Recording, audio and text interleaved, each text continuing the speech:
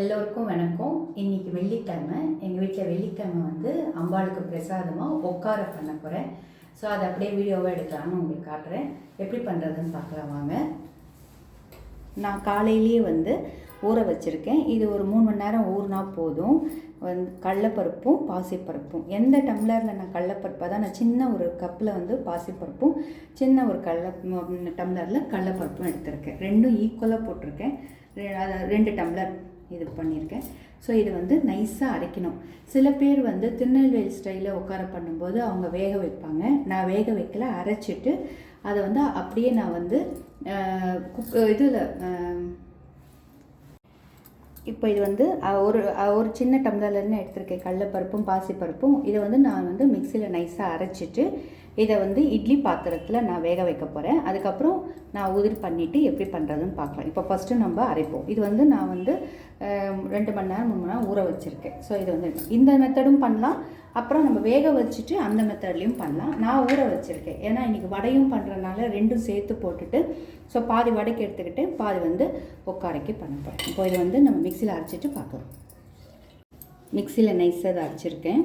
இந்த பாருங்கள், இந்த மாதிரி மாவு பதத்துக்கு நைஸாக அரைக்கணும். ரொம்ப நைஸாக அரைச்சா தான் நம்மளுக்கு அந்த பருப்பு தெரியாது. அப்படி இல்லைன்னா அந்த பருப்பு நம்மளுக்கு வந்துகிட்டே இருக்கும். ஒன்றும் பிரச்சனை இல்லை, பட் வாயில் நம்ம கடித்து சாப்பிட்ற மாதிரி இருக்குது. இந்த மாதிரி நைஸாக அரைச்சிக்கணும். நான் அரைச்சிட்டேன். இது நான் இட்லி பாத்திரத்தில் வேக வச்சுட்டு அதுக்கப்புறம் எப்படின்னு காட்டுறேன். நான் குக்கரில் வேக வச்சுருக்கேன். இந்த பாருங்கள், வெந்திருக்குது.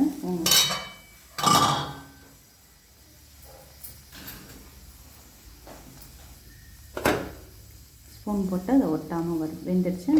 இப்போ இதை நான் உதிரி பண்ணிவிட்டு அப்புறமா வெல்லம் கரைச்சி ஊற்றி எப்படி பண்ணுறதுன்னு நம்ம பார்க்கலாம். வெல்லம் பாகு இந்த மாதிரி வந்திருக்கு. இப்போ நான் இந்த உட்கார வேக வச்சுருந்தேன் இல்லையா, இதை பாருங்கள், சூடு கொஞ்சம் உதிர்த்து வச்சுருக்கேன். இப்போ இதோட கலந்துடணும்.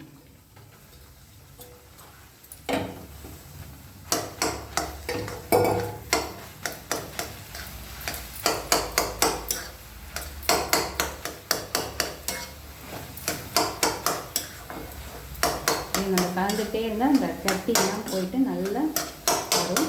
இதுக்கு நெய் கொஞ்சம் நிறைய விட்டால் நல்லாயிருக்கும். ஆனால் நான் நெய் அவ்வளோவா விட மாட்டேன், கொஞ்சமாக தான் விடுவேன்.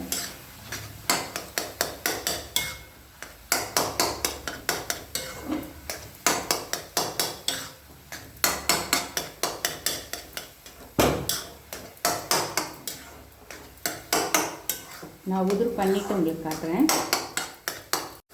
இப்போ பாருங்கள், நமக்கு எல்லாம் கலந்து வந்துருச்சு. இந்த உட்காரை இதில் நல்ல நெய் விட்டு கலந்தோம்னா இன்னும் டேஸ்ட் நல்லாயிருக்கும். ஆனால் நான் அவ்வளோ நெய்யெல்லாம் விட மாட்டேன். இவ்வளோ தான்.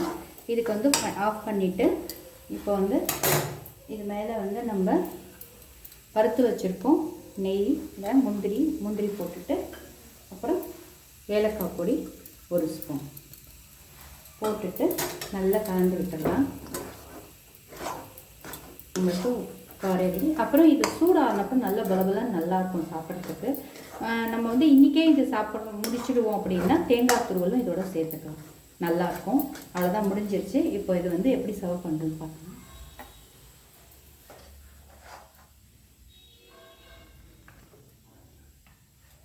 இந்த இலையில கொஞ்சம் போட்டுட்டு அப்புறமா நான் இது மேலே நெய் விடுவேன்.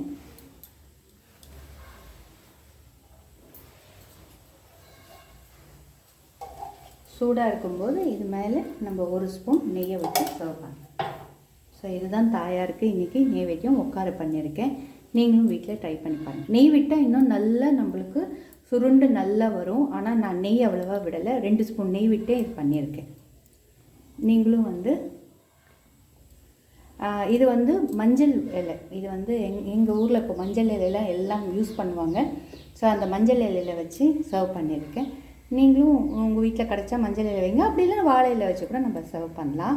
இப்போ மஞ்சள் இலை இப்போ சீசன்னால் நிறைய கிடைக்கிறதுனால அதில் வச்சு நான் இந்த உட்கார வச்சுருக்கேன். ஸோ இது நான் ட்ரை பண்ணுங்கள். இன்னும் நெய் விட்டால் இன்னும் நல்லா நம்மளுக்கு நல்லா வரும், நல்ல அல்வா பதத்துக்கு நல்லா வரும். ஆனால் நான் நெய் அவ்வளோவா விடலை, ஏன்னா நான் 2 ஸ்பூன் நெய்லேயே இது பண்ணிட்டேன். நீங்கள் தேவைப்பட்டால் நெய் கொஞ்சம் கூட விட்டுட்டு கூட அல்வா பதத்துக்கு பண்ணலாம். இல்லை இது உதிரா புட்டு மாதிரியும் இருக்கும், நல்லாயிருக்கும். இது ட்ரை பண்ணுங்கள். அம்பாள் பிரசாதம் இதுதான் எங்கள் வீட்டில். இன்னும் அடுத்த ரெசிபியில் உங்களை சந்திக்கிறேன். பாய்.